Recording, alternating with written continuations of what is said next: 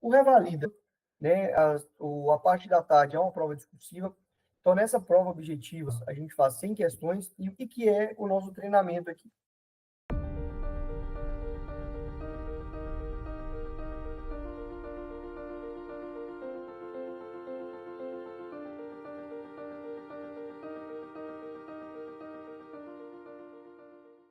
Então, galera, primeira coisa, dar as boas-vindas para vocês aí. A maioria aí já conhece a gente.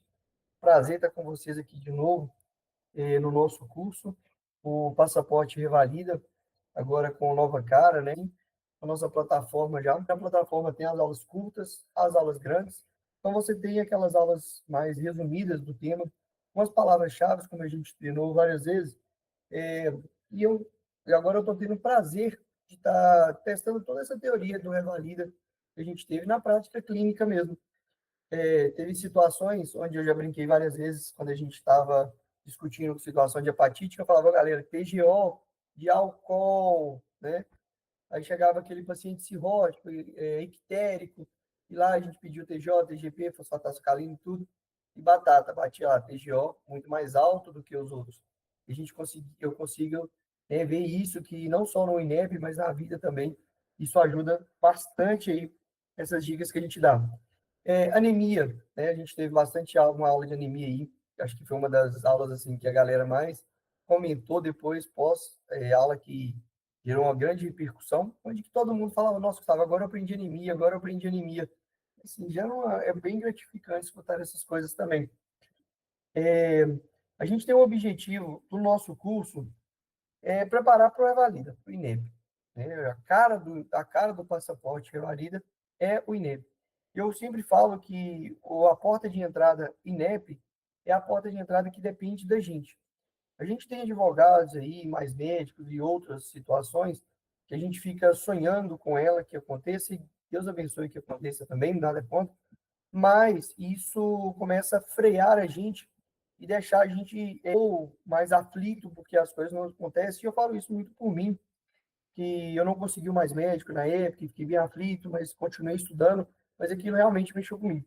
E se eu tivesse focado só no INEP, o que dependesse só de mim e deixar o resto para lá, não que a gente não deva tentar os outros, né? Tem que tentar sim, mas a gente consegue focar só na gente, né? Então, isso é fundamental, saber que o INEP depende 100% da gente para poder estar aprovando e realizando esse sonho, né, da gente aí de estar conquistando o CRM.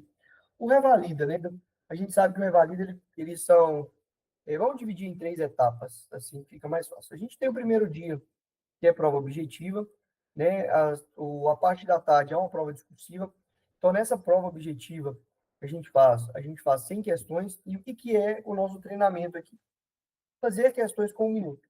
Como assim, Gustavo, fazer questões com 1 minuto? Quando a gente chega no Revalida, se a gente dividir o tempo lá por questões, a gente tem 3 minutos por questões. Quando a gente tem esses 3 minutos por questões, a gente pega essa parte aí, a gente for treinar 1 minuto por questão, sempre sobra tempo. E quando eu fiz uma pesquisa, uma vez eu mandei um questionário para todos os alunos que estavam entrando, ingressando no mundo INEP, as pessoas comentaram, Gustavo, eu fiz, mas não deu tempo. Olha, eu não consegui acabar minha prova porque não deu tempo. Então, isso é muito importante. Treinar, fazer questões com 1 minuto. A gente sempre tem, no fim do mês, a gente faz uma prova, e eu sempre falo, marca o tempo, 15 minutos. Estou fazendo o INEP, estou fazendo a prova ali na hora do INEP. Como é que eu faço? Faço 30 questões, vai no banheiro. Não estou com vontade de ir no banheiro, vai da mesma forma.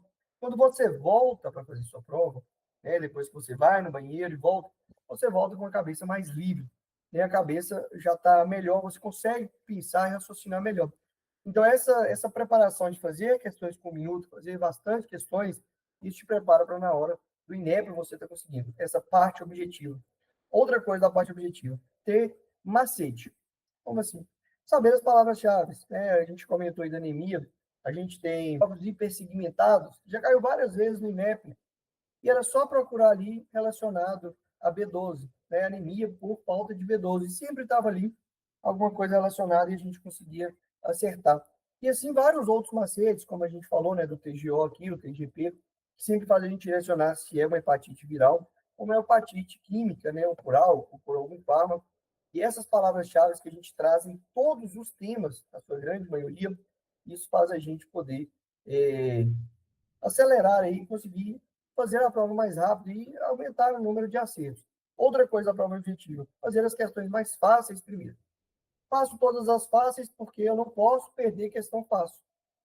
Eu faço todas as questões fáceis, depois eu volto nas outras. E as outras que são mais difíceis, eu posso perder um tempinho mais. As questões fáceis a gente consegue fazer com 30 segundos, depois que a gente tem esses macetes. Esses macetes, eles não só servem para a prova objetiva. Eles servem para a prática, e quando você estiver treinando prática, vocês vão ver. Por quê? A gente está treinando ali o que seria uma estação de apendicite. Né? A gente chega com apendicite para você e eu sinto para você que ele estava com uma dor. Você me pergunta, que dor? Essa dor irradia? Pô, doutor, irradia sim. Ela começou aqui na boca do meu estômago e foi aqui para a lateral, aqui direita, né? Aí eu falo, pô, isso aí é quase, para o INEP, é quase patognomônico aqui de um apendicite. Então, essas palavras-chave aqui, o paciente está fraquinho, pálido, peço, eu solicito um hemograma. Tem um hemograma ali, escrito ali embaixo, ali, neutrófilos hipersegmentados. De CSPD. Então, essas palavras-chave a gente tem que levar para a segunda fase também. Não adianta você não treinar. Muita gente peca, passa na primeira fase, pô, agora é só fazer checklist. Tem que continuar, galera, estudando teoria. Estuda um tema todos os dias e faz 10 checklists. Estuda um tema todos os dias e faz 10 checklists. Esse é a base para a gente poder estar fazendo, que seria a segunda etapa. Não estudou teoria? Vai esquecer, infelizmente. Então, tem que se preparar com a teoria e preparar com a prática. A teoria é um pouco diferente. Né? A gente estudou uma teoria mais objetiva, vamos dizer assim, e agora a gente tem que aprofundar um pouquinho mais. Que a teoria agora ela tem que envolver tratamento. Né? Antigamente, a gente não pegava, em algumas questões, não tinha tratamento, e agora, em todas, a gente vai ter que treinar tratamento, quando a gente está fazendo o que é checklist. Tranquilo?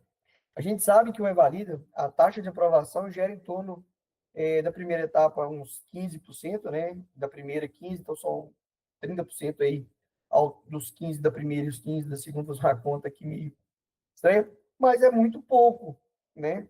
Que tem aprovado aí, até por causa das correções, que é muito mal feita. Do INEP nem é por causa das pessoas todas. Realmente, vários têm pontuação para passar e não passam porque a correção é muito ruim mesmo. Tranquilo? Então, a gente tem, né, 100 questões objetivas, 5 questões discursivas, e quando a gente chega na discursiva, onde que a gente não pode falhar também. A discursiva, elas são 5 questões, cada uma vale 10 pontos, e tem macete? Não tem macete, mas tem coisas que ajudam. Como o quê? Saber interpretar. Está te pedindo 3? Não adianta. Não está te pedindo quantidade? Escreve o tanto que você puder. É o que a gente sempre indica. Não deixa nunca se inscrever. Outra coisa, a prescrição na discursiva, sempre prescreva sintomático. O paciente está sentindo dor, prescreve analgésico. O paciente está sentindo febre, prescreve antitérmico. Então, essas coisas, mesmo que você não acerte o diagnóstico, você vai conseguir pontuar. Porque sempre o INEP traz a prescrição de sintomática. O paciente está desidratado? Hidrate o paciente. Então, sempre pensar nesses sintomáticos na hora de prescrever. Quando a gente estava treinando, que seria para a prática, eu sempre falei, decorem prescrição na cabeça. Decorem a forma de prescrever. Primeiro eu interno, depois eu faço dieta, hidratação precisa ou não, antibiótico precisa ou não, depois sintomático, medicação de uso contínuo, depois cuidados da enfermagem, sinais vitais, entre outras coisas assim. Então, isso ajuda também na hora do INEP e na hora da prática. Então, são coisas que a gente já vai criando hábito na vida da gente para a gente poder estar fazendo o que seria o INEP nas duas etapas. Né? Então, essas prescrições sintomáticas são muito, muito necessárias nas duas etapas. Tranquilo? A gente tem, então, essa média aí de aprovação do INEP. Lista de dificuldade do que a gente tem aí. A gente tem 5 matérias que são as principais. GO, pediatria, SUS. Como que eu indico estudar SUS? No nosso curso tem muita aula de SUS.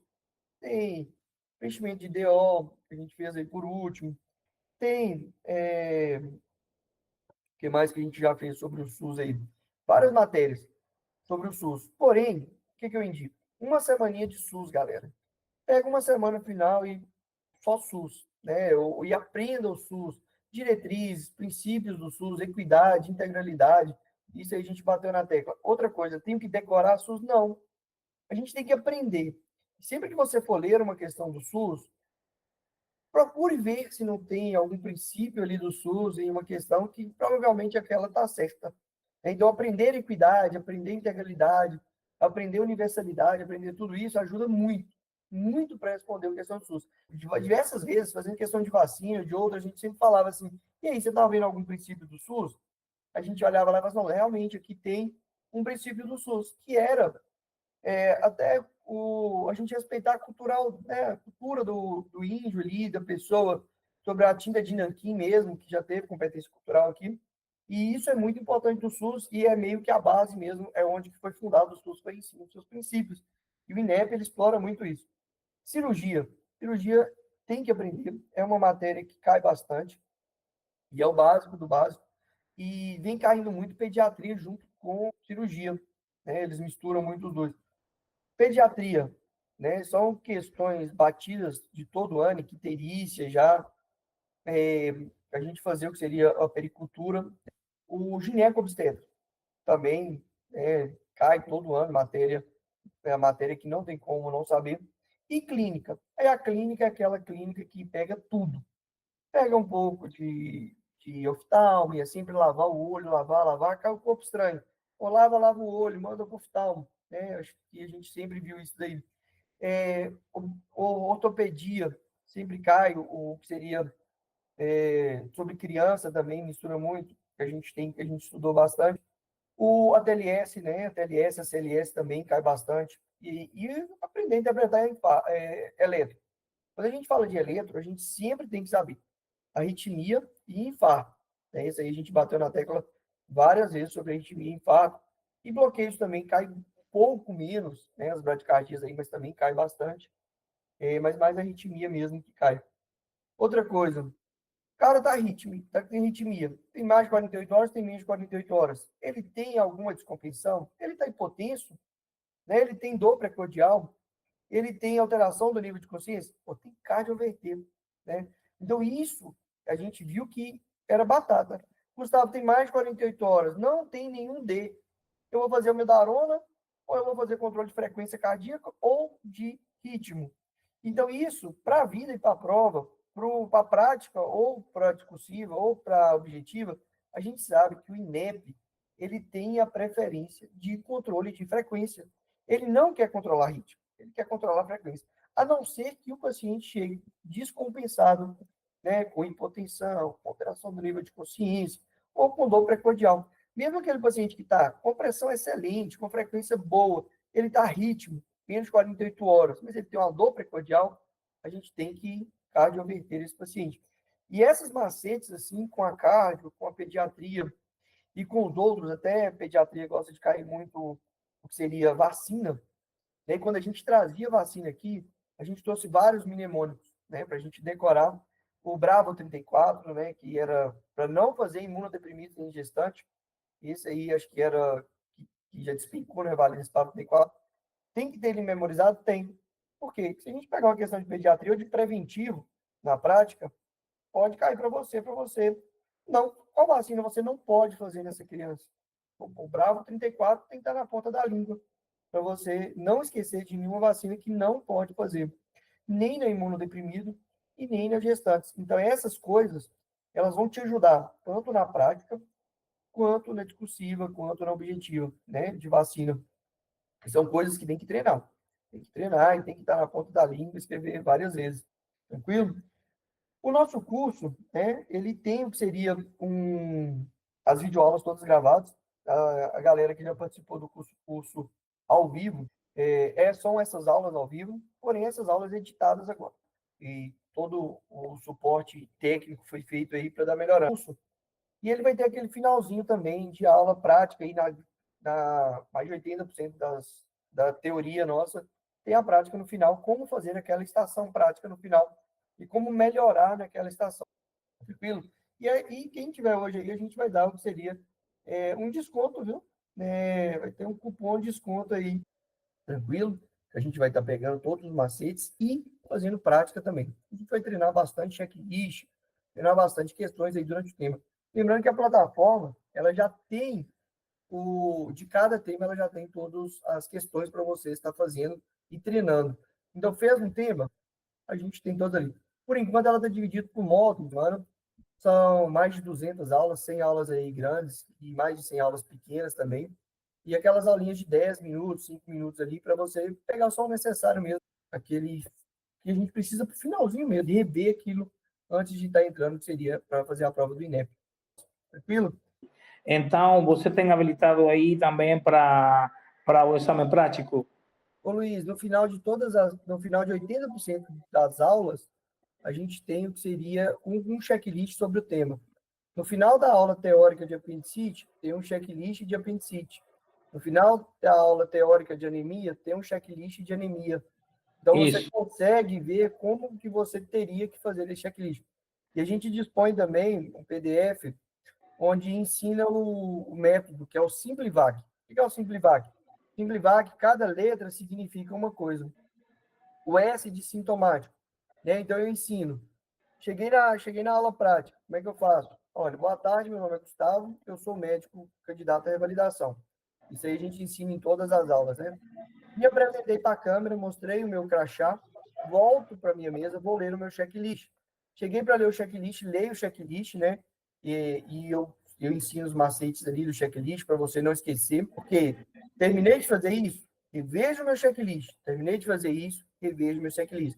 Porque os 10 pontos de cada estação estão no checklist e está no Simplivac. Você fez o Simplivac todo, você cumpriu todas as suas tarefas, uns 8 pontos ali, ou 10 mesmo, você vai ter, né? Uhum. Fechar a estação. Então, eu ensino isso na segunda etapa também. Aí, né, aí você começa, né? Boa tarde, meu nome é Gustavo, sou médico da unidade, vou estar fazendo seu atendimento. Qual que é o seu nome, idade, estado civil, profissão, procedência? Você é para todas as estações. Aí começa o Simplivac. Qual que é o sintoma? Qual que é o motivo de consulta? Explora o sintoma, o S de sintoma. O I, histórico familiar, né? Tem alguém na família que tem isso, né? O M, né? Qual medicação você usa? Medicação de uso contínuo e atual, né? Está tomando alguma medicação ou toma alguma medicação? Então, fazer perguntas amplas também. A gente ensina a não fazer pergunta muito direcionada, né? O P, a gente fala do pipi, do cocô. Como é que está o seu hábito fisiológico? Entendeu? Seu hábito fisiológico, você tá fazendo cocô, você está tendo diarreia, está tendo dor ao urinar, ou disúria, né? A gente ensina isso também. Então, a gente ensina essas coisas para vocês não perderem ponto, ou o examinador te entregar e você não ter pedido.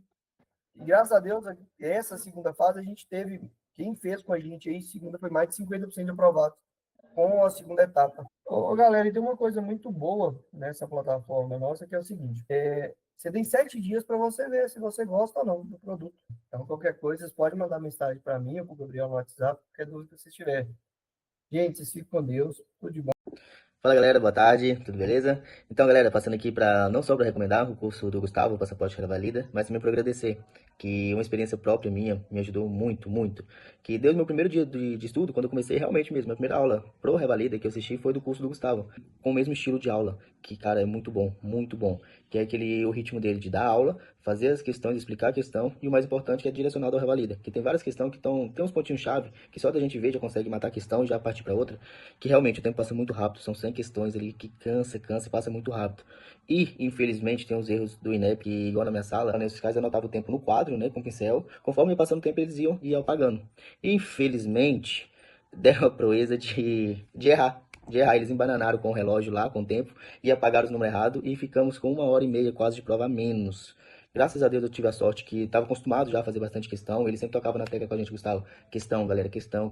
Fazia questão com a gente, corrigia a questão com a gente todas as aulas e debatia. Tinha aqueles pontinhos da gente correr, das pegadinhas, tudo, que isso ajudou muito. Então, nesse caso, pelo menos no meu caso, na sala, isso ajudou demais. Que eu consegui fazer minha prova toda, né, no tempo certo. Então, eu recomendo de verdade mesmo o curso do Gustavo, o método dele de ensino, né? O método de debater questões. Então, minha experiência própria realmente foi muito boa, graças a Deus, deu para ser aprovado. E é só colocar em prática. Ele ensina muito bem discursivo, o jeitinho que eles ensinam discursiva, não tem erro. Ou tá certo ou tá errado. Mas, galera, passando realmente para recomendar, podem ir de verdade, podem acreditar, confiar e estudar. Tá beleza? Um abraço, galera. Fica com Deus. Até mais. Tchau, tchau. Fala galera, bom dia. Venho aqui indicado do Dr. Gustavo, que me auxiliou muito, me ajudou muito para conquistar a aprovação dessa primeira etapa no Revalida, né? A prova teórica. Então, eu vou indicar aqui para vocês que tem muitas resoluções de questões, são mais de 100 temas que foram passados para a gente, né? É, e foi o ponto ideal, né? O ponto-chave para a gente conseguir essa aprovação. Então, eu vou indicar para todos vocês aqui, para a gente conquistar essa aprovação na Revalida.